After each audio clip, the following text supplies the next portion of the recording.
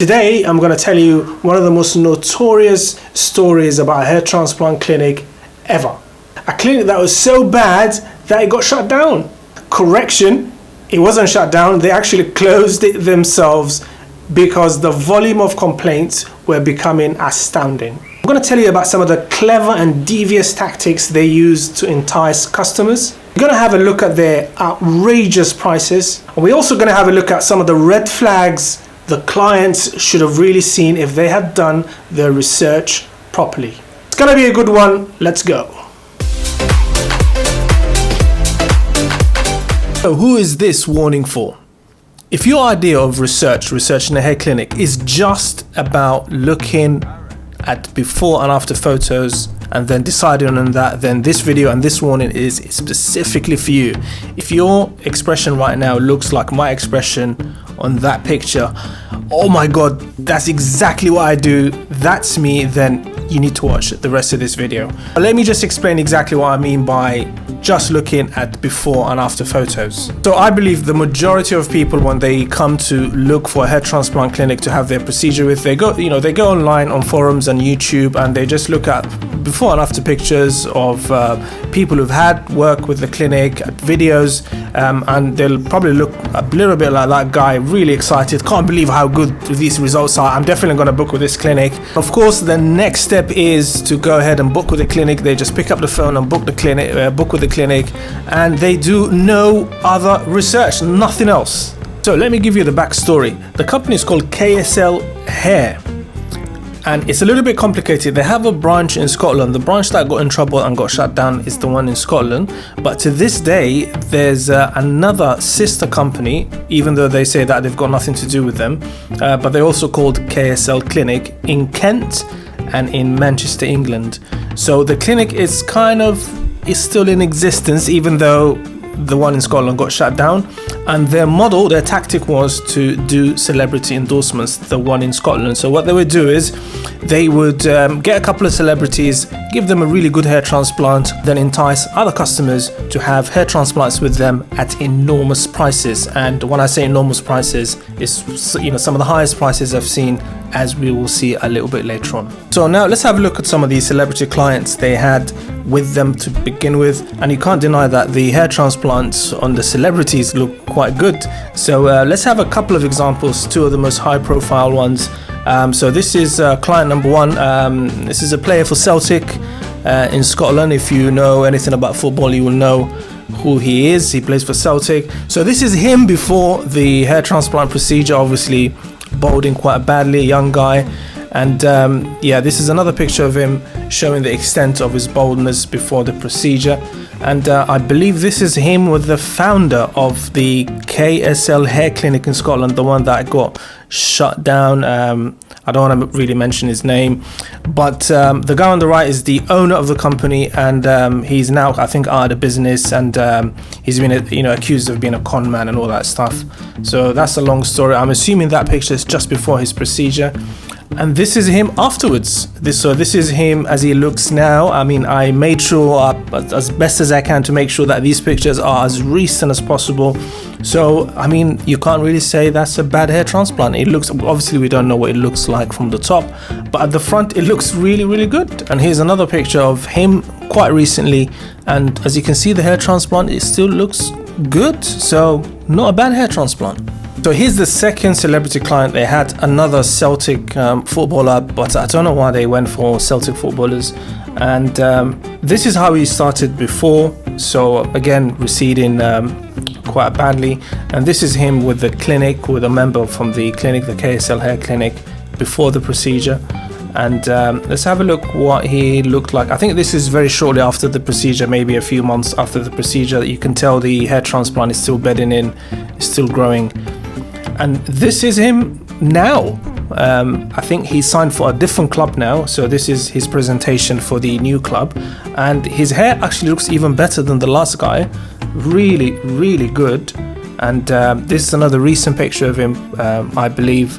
And his hair transplant actually looks really, really amazing. So you can see why someone who's just looked at these pictures, before and after pictures, would have thought this is an amazing clinic, there's no way I can go wrong with this, and so many people did, and so many people booked with them with disastrous results, as we will see in a minute. So let's have a look at some of the results. I don't really want to spend too much time on this because this clinic's work is just shockingly terrible for clients, not for celebrities, which we'll discuss the reasons later on. So this is one client. This is him post procedure, and it just looks, I don't know, it just looks like a mess. It looks really blotchy, and let's have a look at some of the growth that he had, I believe a few months, maybe a year after the procedure. And he's saying that this is as good as it got for him. So here he is after the procedure, waiting many months for for results, and this is pretty much as good as it got for him. And I'm not really sure how much he spent or how many grafts he had, but even whatever he spent, that is not an impressive result at all, because you can see the scalp right through, and the hair is dry. So when the hair is wet, it's just going to be even worse. So not really that good at all. Let's have a look at another client. This is another client that posted some pictures that were included in the article, and I don't know how far along he is, but if this is his results after a few months, again I don't know how far along he is, then if this is his result, it's really poor, really poor. And with his hair transplant, you notice the placing of the grafts seem to be quite random. I've never really seen that before. So the key question now is, how did they do it? How did the celebrities had these fantastic results, but then the actual clients, the average Joe, ended up with these horrible botched jobs? And I did a lot of digging on forums and read people's accounts, actual people who've had work with the company, and there's some conclusions I was able to derive. And I think the way they did it is that it was a clinic that outsourced all their procedures. So the people that own the clinic when transplant surgeons. So of course they used different doctors, and I suspect they used the best doctors to do the celebrity hair transplants. So that's why these people got amazing results. And then they used cheaper imported doctors for the clients, while charging roughly the same price for celebrities and for the regular public, and obviously making lots of money in the process. So it's a very clever model, it's a very cynical model, and I think this is how they did it. This is a really interesting passage from a forum post of somebody who's had a really bad procedure with the KSL hair clinic, and it just shows you that they just used random doctors all the time. There was no constant one fixed doctor. So the passage reads, during the consultation I also asked about the doctor that KSL used. However, Ian, who was the consultant advising the client, said he couldn't remember his name as he had not worked for the company long. So when the consultant of the clinic doesn't know who the doctor that would be doing your procedure is, I think it's time to run. And now let's look at some of the red flags about this company, both before the procedure and after the procedure. Again, this is based on real people's accounts that I've read on forums and newspaper articles. So pre-op, there were just loads of red flags. They were using celebrity endorsements to really push it hard. Some people were saying, like, as soon as you sat down and you said hello, they would just whip out this album that contained celebrity results and saying that, you know what, your results are going to look like this. Really hard sales push. No graph discussion. So a lot of the clients said that the clinic said they did not do price per graft like everyone else. They just quoted one single price, and you'll see the reason later on is because it is so expensive. And you didn't really know who the doctor that would be doing your procedure was. He was all vague. It would be like we've just seen, it would be like, oh, it will be included in the email that you'll get, or you'll find out later. Really vague. So forget about meeting the doctor. You didn't even know who the doctor was until the day of your procedure.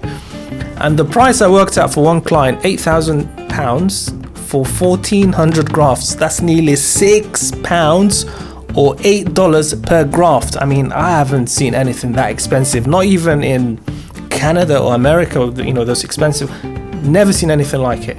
And in terms of the red flags, post-procedure, surprise multiple ops. So a lot of the patients, a lot of the clients turned up for their procedure, and then they would find that the doctor just kept leaving the room, and then they find that the doctor is actually doing multiple procedures. I mean, that's normal. That happens in a lot of clinics, but you would have thought that this is something they would tell the client about, that, you know, you're not going to be the only client on the day.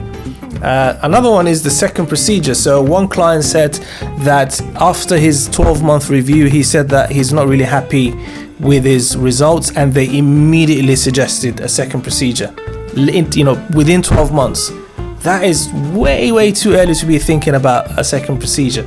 And it was quite common for clients not to have any photos done, either before or after the procedure, to track their progress. No photos done. One client said he's not had any photos taken at any stage, which is again really a massive red flag. And also people didn't have any idea about the number of grafts they had. I think one client spent several months just trying to find out how many grafts he had done, just so that he can work out what he paid. And finally, unregistered doctors, because they were using so many doctors, some clients claimed that they found out later that the doctor that did their procedure wasn't even registered in the UK to practice, which is a massive, gigantic red flag.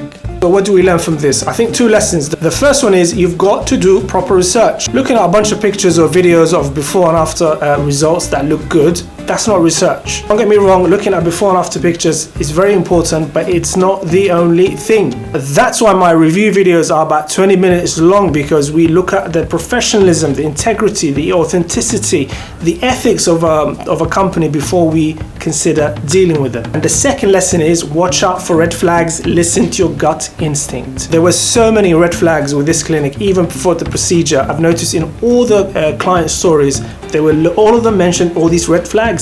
But people's nature, once they're committed, once they step through the clinic's door, they tend to kind of dismiss things. Oh, that's probably nothing. Oh, that can be fixed. No. If there's a red flag, if you're worried about something, if something doesn't sound right, back out. There's plenty of other clinics. Don't forget to subscribe. I'm out of here. Check out these other videos that are coming up specifically chosen for you.